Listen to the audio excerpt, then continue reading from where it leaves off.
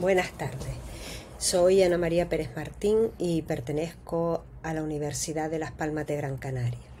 Mi aportación a este congreso, titulada Formación de palabras e imaginación, voces y fraseología, dos propuestas de actividades para el estudio de la lexicología del español, se basa en una experiencia de aula y con ella persigo tres objetivos fundamentales.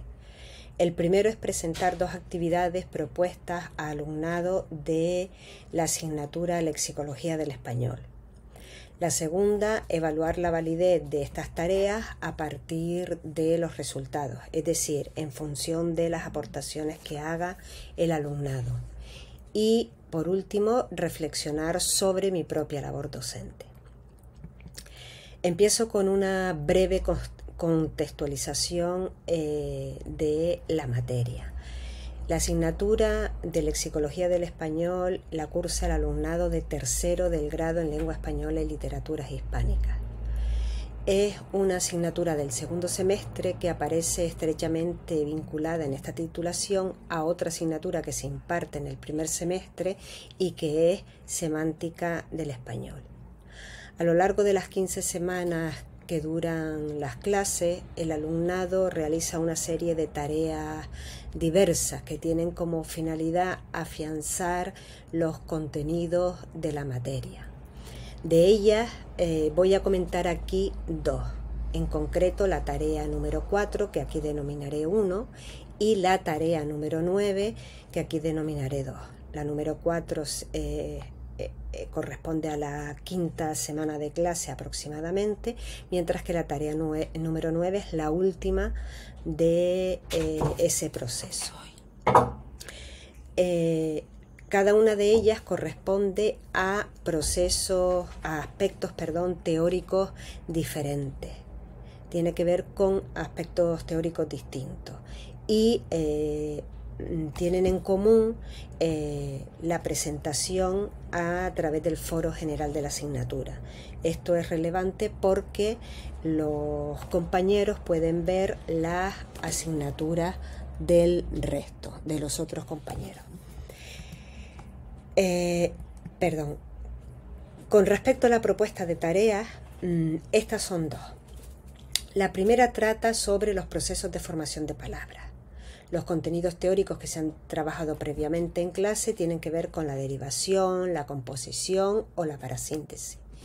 Y a partir de un estímulo inicial basado en la lectura del conocido texto de Rodari, se les pide que inventen palabras siguiendo las directrices del fragmento, es decir, enlazando prefijos y sufijos de forma arbitraria.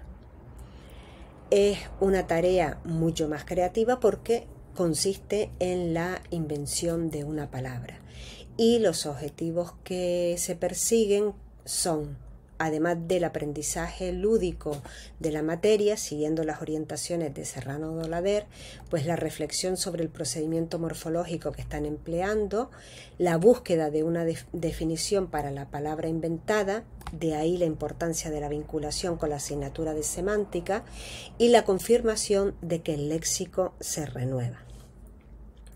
La segunda actividad, la titulada Familias léxicas y fraseología, parte de unos aspectos teóricos distintos. Están relacionados esta vez con las unidades fraseológicas, definidas como un grupo de palabras que constituye una unidad relativamente fija y con un significado más o menos transparente. Esa definición es de la RAE y de la SAL en su glosario de términos filológicos. ¿Qué se les pide a los alumnos? Pues que busquen una palabra o una familia léxica y que intenten caracterizar esa palabra como perteneciente, como integrante a unidades fraseológicas distintas, ya sea colocación, locución, fórmula o paremia. Para ello van a tener en cuenta los contenidos teóricos que hemos visto en la asignatura, clasificaciones de distintos autores, diccionarios donde pueden encontrar construcciones de este tipo, etc. Y en comparación con la anterior es una tarea más reflexiva. La otra era creativa, esta es de búsqueda de información.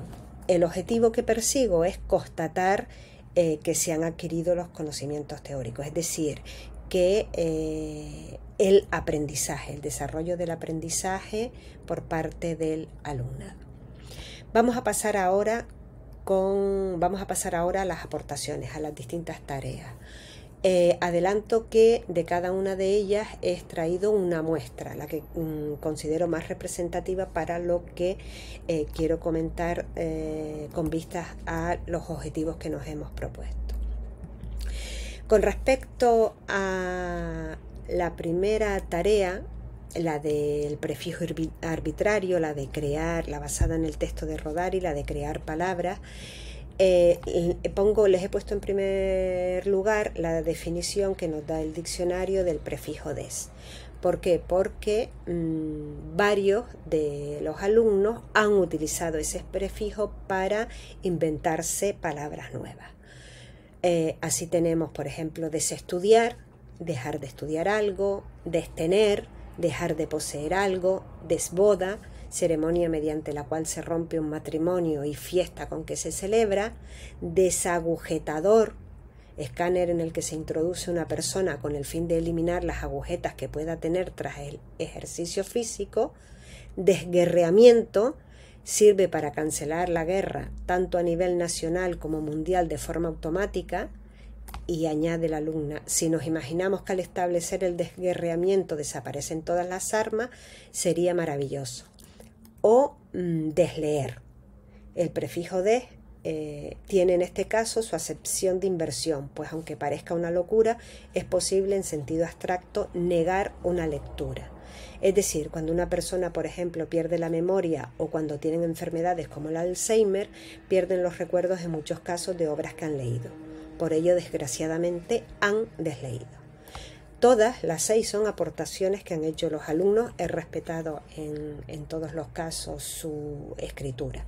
Como podemos ver, todos han utilizado el sentido de privación o, si quieren, de negación o inversión que tiene el afijo, ¿no? O sea que han creado una palabra y han seguido un criterio acertado.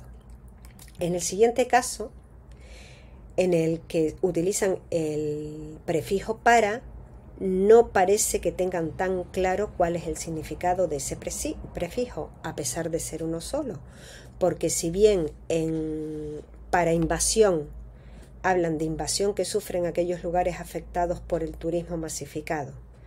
Ejemplo, en los últimos años se ha generado un problema grave de parainvasión en las playas de Canarias. O, en el caso de paramusical, dícese de todos los elementos no producidos en su origen con intención musical y que, casualmente, pueden aparecer en un contexto musical, con el correspondiente ejemplo. Los elementos paramusicales de su última función, como el canto del pájaro, generan una atmósfera única. Repito, como en estos casos sí se puede ver que el significado del prefijo pueda ser cercano, semejante al que ofrece el diccionario académico, semejante a, junto a, incluso si se quiere, en el caso de para lluvia no se le encuentra ese sentido, impresión o sensación que causa la lluvia sobre una persona. A continuación tenemos la tercera muestra de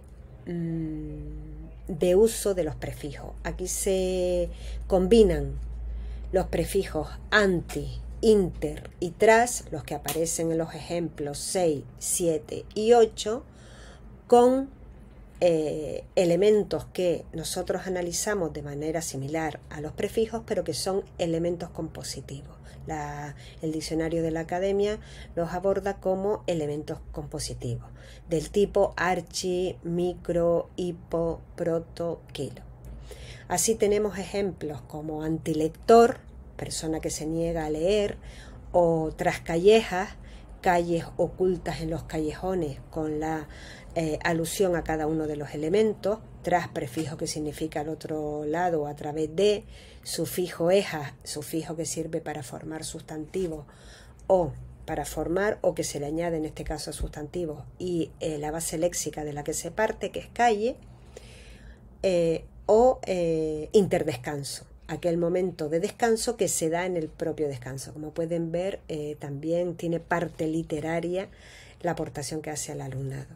Junto a estos ejemplos tenemos protocafé, el primer café del día, hiporreactividad, respuesta o reacción escasa o inexistente ante un estímulo, archimontaña, pico más alto de un continente, país o región, y la que se presenta de forma más curiosa porque intenta imitar lo que nos encontramos en el diccionario, que es la de kilolibro, con el cambio de grafía y con el prefijo y la base, ¿no? Libro que contiene 1000 libros.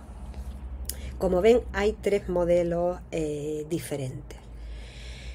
En cuanto a la segunda tarea, también hay 3 planteamientos distintos. Aquí tenemos el uso de una palabra y las distintas unidades fraseológicas que se han considerado. En un caso amor, en otro palabra, y como ven, el hecho de que unos alumnos puedan ver las aportaciones de sus compañeros puede incidir en la forma, en el formato que tenga esa presentación. En el caso de amor, pues tenemos colocaciones del tipo amor platónico, amor roto, amor a primera vista, locuciones de mil amores, hacer el amor, por amor al arte, o en el caso de las paremias, al amor mal correspondido, ausencia y olvido, amores reñidos son los más queridos, o para el amor no hay edad.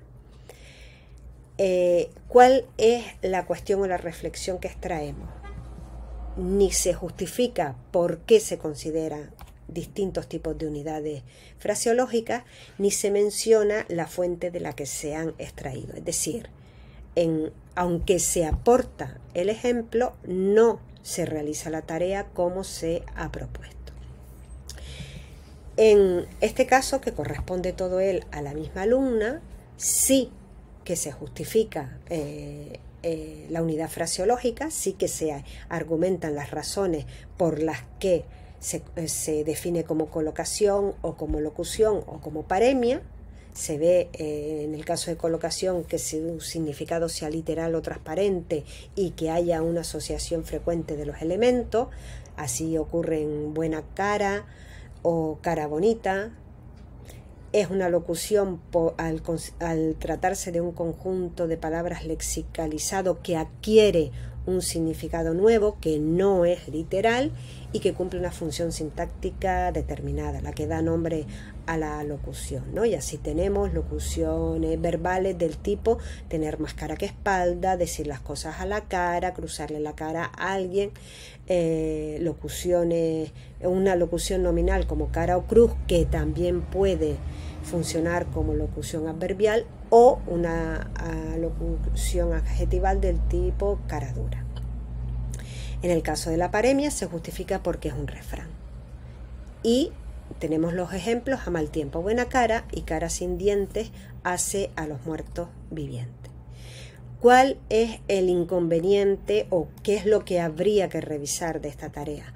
Pues que se justifica efectivamente la clasificación, pero no se cita la fuente de la que se ha extraído la unidad fraseológica. Y tenemos el último ejemplo, en el que se ha justificado en todos los casos la unidad fraseológica. ¿Por qué se habla de cada una de esas unidades fraseológicas? Aquí no lo recojo porque si no, no me cabía en la presentación. Se justifica y además se cita la fuente de la que se ha extraído, bien sea el DICE, bien sea el DILEA, bien sea el diccionario de la academia, bien sea el refranero multilingüe del Centro Virtual Cervantes, bien sean las páginas de la Fundeo, etcétera, etcétera. Es decir, que en este caso la tarea sí que se ha completado del todo. ¿Cuál es la conclusión de toda esta exposición? A partir de los resultados, a partir de las aportaciones que hace el alumnado, concluimos que a pesar de tratarse de dos actividades distintas, son igual de válidas para los respectivos objetivos propuestos. Las diferencias en una u otra tienen que ver no tanto con el tipo de actividad que se plantea, sino con el grado de implicación de los estudiantes. Unos copian formatos, copian sin más, hay menos reflexión, mientras que otros son más innovadores y profundizan más. Y por último, creemos que es fundamental el proceso de revisión. Con respecto a las tareas, porque nos permiten detectar fallos y corregirlos, y sobre todo con respecto a nuestra práctica docente, porque así la mejora. Con esta aportación concluyo y quedo a la disposición de ustedes para cualquier consulta que quieran hacerme. Muchas gracias.